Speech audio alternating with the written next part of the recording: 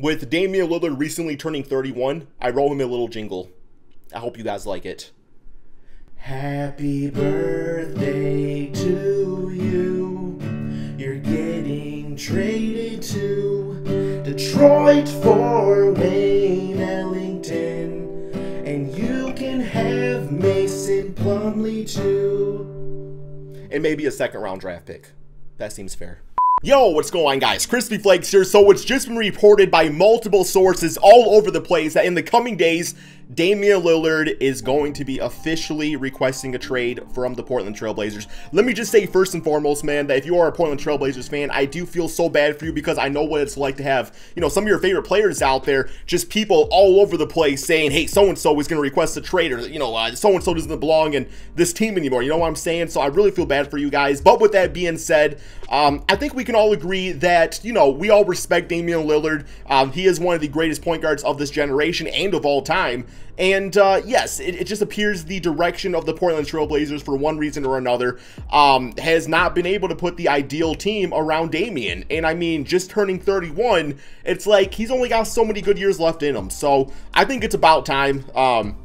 There was plenty of chances to win a championship, and let's be honest, yes, you know, Damian had to go against some of the greatest teams of all time, like the Golden State Warriors, which isn't too fair, but that's just the way, you know, the cards are dealt at times, man. So before we get going on today's video, I need to ask you guys to please leave a like. It would be greatly appreciated, man, and it really helps that YouTube algorithm to help me grow this channel. And of course, if you are new to this channel, we're getting so close to 300,000 subscribers, so please smash that subscribe button, or just tap it. You can be gentle with it too, man.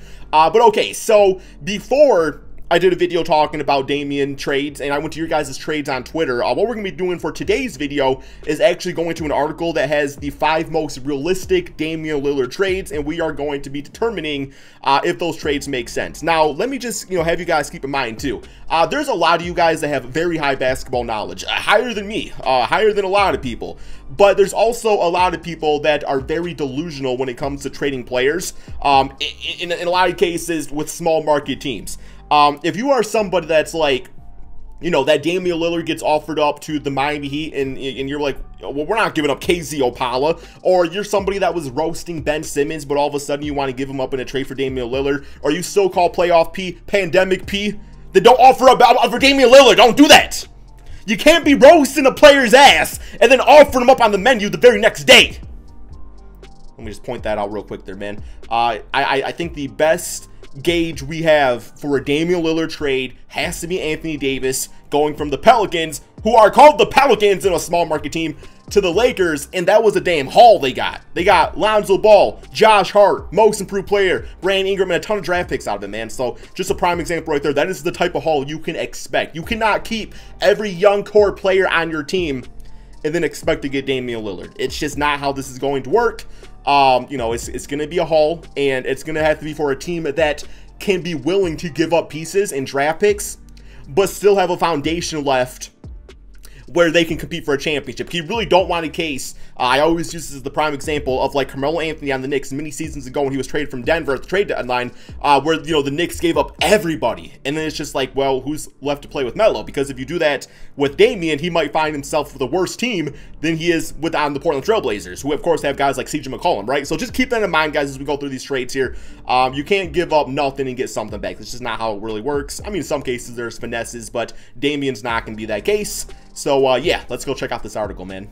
Okay, guys, so the website here is Sportsnot. So we got 5 ideal Damian Lillard trade scenarios. If you guys want to give me yours in the comment section below, like I said, man, keep it realistic, because if it's not realistic, then is it really worth talking about, right? So let's check these out. First one, we have Damian Lillard trade to the New York Knicks. I know they've been huge in the rumor block when it comes to Damian.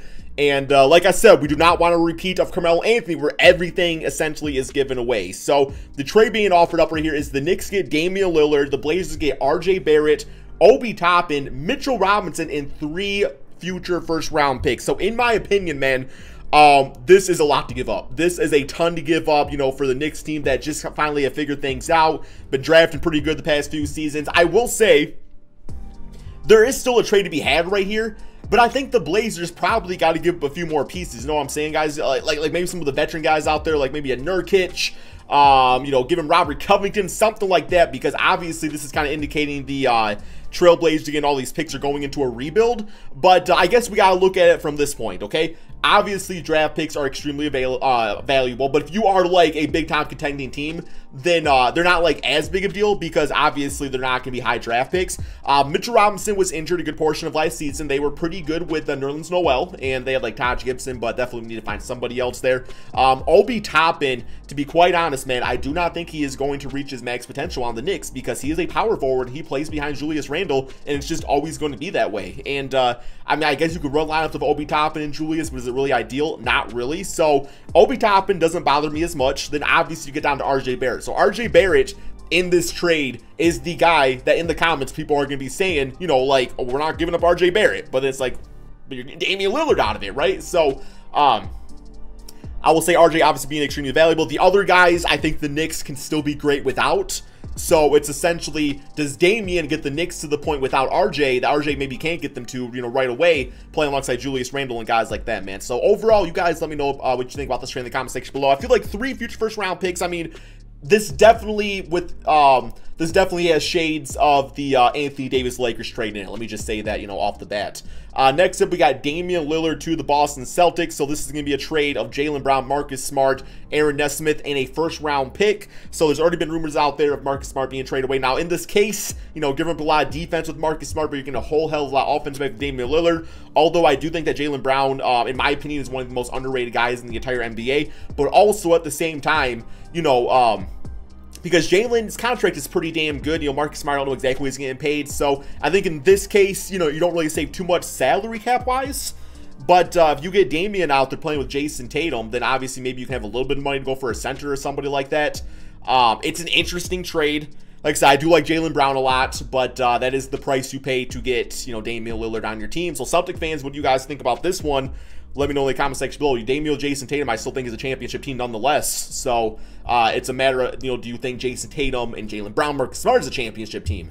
Last season there was injuries and stuff, but still there was they didn't, you know, they definitely underperformed. Next up we got Damian Lillard to the Pelicans. I would love him playing with Zion, assuming he's not part of the trade. And this is Damian Lillard and Nurkic. So Nurkic being tossed into this one for Brandon Ingram, Kara Lewis Jr., Eric Bledsoe, the 10th pick, and 3 future first-round picks here. So definitely switching up the type of player that gets to play alongside Zion, going from Brandon Ingram to Damian Lillard. I will say in the short term, you know, obviously Damian and Zion could definitely work. We've never seen Damian play with a guy like Zion before because guys like Zion don't really exist. You know, Ingram, I don't think is like the greatest guy next to Zion. I just don't think it's the greatest fit. But in the Blazers case, you know, you really don't want Eric Bledsoe. That's probably more for salary reasons. The picks are nice. Ingram is still extremely young, was most improved 2 seasons ago, so not a bad little foundation. You know, you get Kira Lewis, hopefully to be your, you know, starting point guard of the future, playing with CJ McCollum. So it's an interesting trade. It's an interesting trade. All the picks definitely help. I mean, it's 4 first-round picks. And Kira Lewis, I believe, was I don't think he was a lottery pick, was he? No, he was a first-rounder, I believe, though. So interesting trade. Definitely makes the Pelicans better in the short term. Long term, though, you know, Zion's still really young, so they don't really got to rush to do anything. But then again, you don't want to have an Anthony Davis situation again where you piss him off by not getting him help. So this definitely will keep Zion happy. Next up, we have Damian Lillard trade to the Philadelphia 76ers. And this is Damian for Robert Covington, Ben Simmons, Tyrese Maxey, George Hill, 2 future first-round picks. Tyrese Maxey is a nice addition. I really do like him a lot. But he's been a guy that I've seen offered up in a lot of Philadelphia trades, and 76ers fans say we're not trading Tyrese. So assuming that they can get Ben Simmons traded for Damian Lillard, I don't know about that. But yeah, I mean, for the 76ers, obviously I think this is a steal. I really like Ben Simmons a lot, but you know, getting Robert Covington out of it too, who was actually pretty solid for the 76ers a few seasons ago, fits in perfectly with the squad playing with Tobias Harris and Joel Embiid. This makes the 76ers, in my opinion, the favorite to win the NBA championship. I really think they would be the favorite, assuming everybody can stay healthy.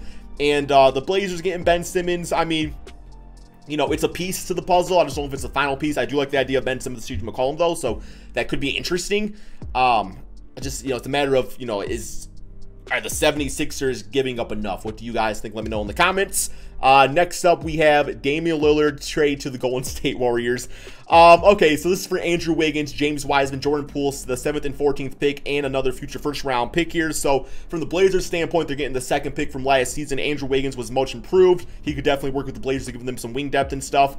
Then obviously they can use some of those picks maybe to go for a point guard like Davion Mitchell, somebody like that. In this case, though, man, if I'm the Warriors, I'm not doing this trade. I'm sorry. I know how fun the idea of Damian with Steph Curry sounds. It sounds like a blast. Like, I will watch that. But isn't it really just a case, you know, that they trade for D'Angelo Russell, and it was just like, D'Lo was a good player, but it doesn't fit in this case. I don't think Damian and Steph Curry in the backcourt really fit. And then obviously you get another mismatch of having Klay Thompson shift to the 3 spot. We really don't know how quick he's going to be defensively coming back from 2 years of major injuries. So, Damian's a big-time name. It would be amazing watching him play with Steph Curry. It would be fun to watch. I just don't think it's the best fit for either, you know, for Damian or the Golden State Warriors. You guys let me know, man. What do you guys think? And then we have, oh, that's it. That was the final one there, man. Was that 5? 1, 2, 3, 4, 5. Damn, I'm zoomed right through all those right there. But overall, man, that is pretty much going to be the end of the video. Don't got too much more to say about it.